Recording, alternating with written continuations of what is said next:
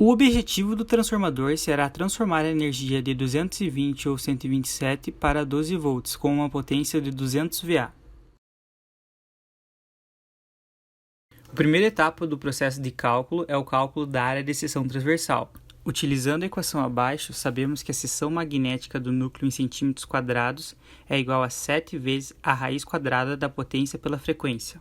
Sabendo que a potência do secundário será de 200 VA mais 10% de perdas e a frequência 60 Hz, substituindo na equação, determinamos que a seção magnética do núcleo será de 13,40 cm².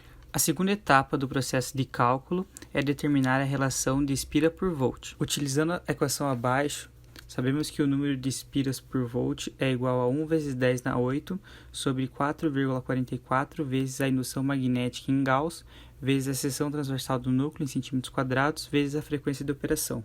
Para determinar a indução magnética, é necessário analisar a curva de magnetização do material, no nosso caso o aço E145. Para não saturar o núcleo, é necessário escolher um valor abaixo do joelho da curva de magnetização. No nosso caso, o valor escolhido foi de 1 Tesla. Voltando agora à equação, e sabendo que o valor da indução magnética é de 10.000 Gauss, a área de seção transversal de 13,4 cm² e a frequência de operação de 60 Hz, substituindo na equação, encontramos uma relação de espira por volt de 2,8.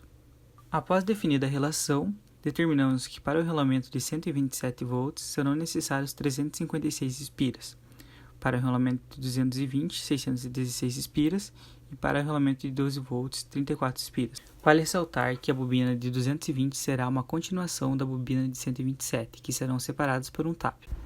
Para determinar a bitola necessária para os enrolamentos, é necessário saber a corrente que circulará por cada um. Então, usando a lei de Ohm, encontramos uma corrente de 18,34 A para o enrolamento de 12 volts e para o enrolamento de 127, a corrente será de 1,73 A.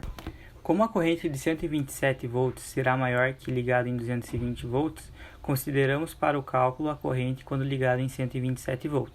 Agora, para determinar o diâmetro do condutor, utilizamos a equação abaixo, onde o diâmetro do condutor é igual à raiz quadrada da corrente nominal pela densidade de corrente. A densidade de corrente é definida a partir da potência do transformador. Como o nosso transformador terá uma potência entre 100 e 500 watts, utilizamos 2,2 A por milímetro quadrado. Substituindo os valores, para o secundário encontramos um diâmetro de 2,88 mm e para o primário encontramos um valor de 0,886 mm. Com os diâmetros estabelecidos, utilizaremos essa tabela para determinar qual fio AWG iremos utilizar. Para o enrolamento de 12 volts, que tem diâmetro de 2,88 mm, deveríamos usar um AWG 9, mas ele é um pouco difícil de encontrar, então substituímos por um AWG 7. No enrolamento de 127 e 220, usaremos o fio AWG 19. Para dimensionar as chapas, utilizamos a relação da figura, onde a área de seção transversal da perna do meio será o dobro das demais. Fomos ajustando até encontrar uma relação de 1,25 cm de largura por 10,7 de profundidade. Sabemos que cada chapa tem 0,5 mm, então serão necessárias 215 chapas. Para dimensionar a área da janela, que é onde vai os enrolamentos, foi calculada a área total da bobina e multiplicada por 3,5. Agora, com o processo de cálculo encerrado, é a hora de fazer a montagem do transformador. Após a confecção das chapas, foi necessário lixar os cantos para remover as rebarbas.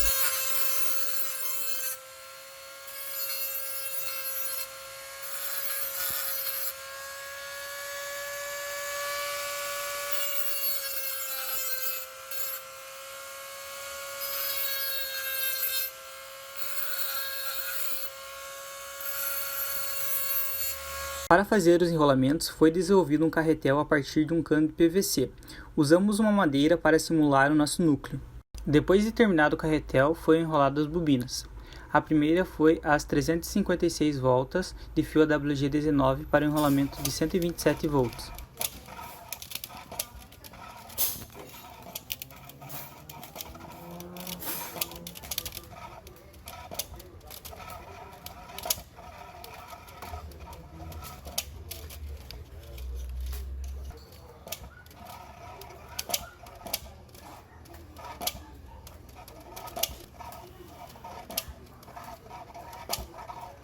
Depois, deixando um tap, enrolamos mais 260 voltas para fechar o 220.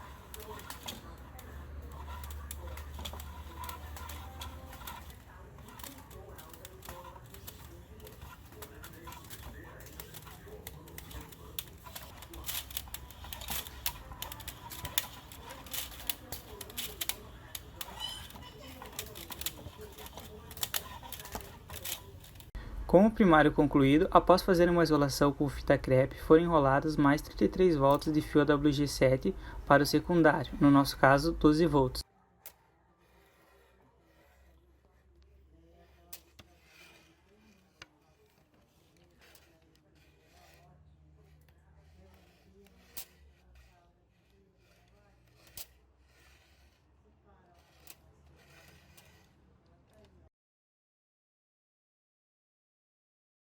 Carretel concluído, foi iniciado o empacotamento do transformador.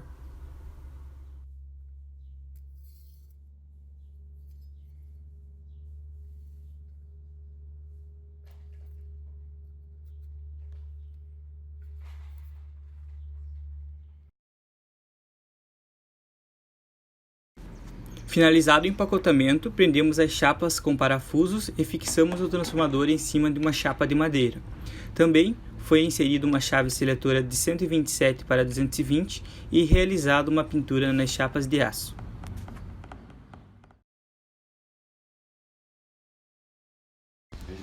O primeiro ensaio realizado foi o ensaio de circuito aberto, que tem como objetivo medir a resistência e a reatância do núcleo do transformador.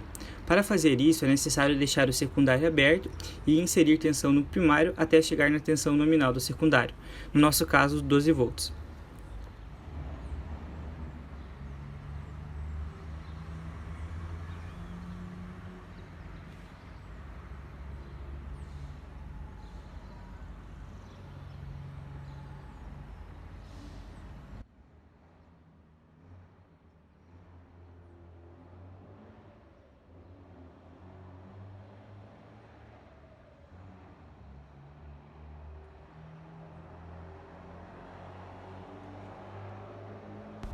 Quando atingimos a tensão nominal no secundário, utilizando o multimedidor, obtivemos que a tensão no primário era de 205 volts, a corrente de 41 mA, a potência ativa de 3,55 watts, a reativa de 7,705 VAR e a aparente de 8,46.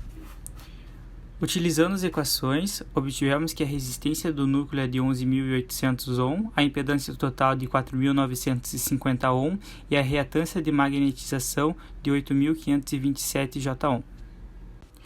Com o ensaio de curto-circuito, conseguimos calcular a resistência e a reatância das bobinas. Para realizá-lo, é necessário fechar um curto no secundário e inserir tensão no primário até chegar na corrente nominal que circulará no secundário quando o mesmo estiver conectado a uma carga.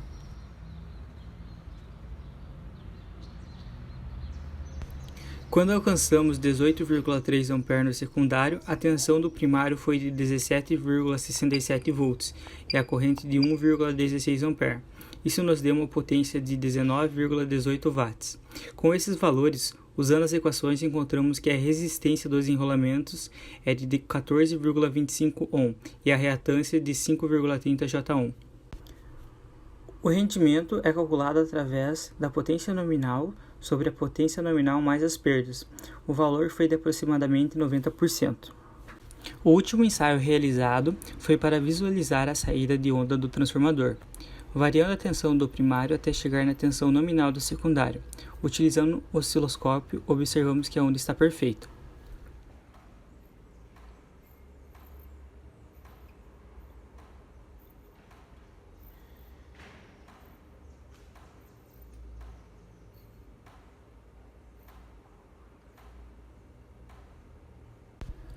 Algumas observações. O fato de termos aumentado o transformador em profundidade nos gerou mais peso, porque o comprimento da volta foi maior. Também foi deixado o transformador com a tensão do secundário acima de 12 volts, aproximadamente 12,4, porque quando ligarmos a uma carga, a tensão irá baixar um pouco. Isso foi possível visualizar no ensaio de circuito aberto, onde a tensão inserida foi menor que 220. Esse trabalho foi baseado na apostila Transformadores, Teoria Prática e Dicas, do autor Luiz Antônio Bertini. Você a encontrará no link da descrição, bem como o artigo desse trabalho.